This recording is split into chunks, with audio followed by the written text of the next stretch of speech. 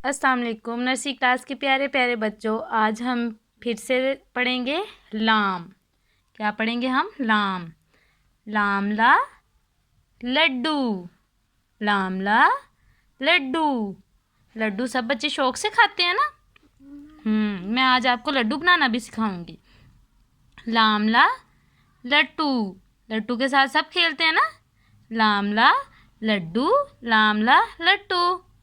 हर्फ लाम के गिर्द दायरा लगाएं। नर्सरी क्लास, आपको पता है ना लाम बिल्कुल सीधा होता है लाइन से नीचे। ये है लाम। लाम के गिर्द हम दायरा लगाएंगे। ये देखें, जी हाँ, लामला लड्डू, लामला लट्टू। नर्सरी क्लास, अब हमने लड्डू बनाने के लिए एक A4 शीट लेनी है। ठीक है, आप किसी भी रंग की ले सकते हैं। वैसे लड्डू पीले रंग के होते हैं, इसलिए मैंने ये वाली ली है।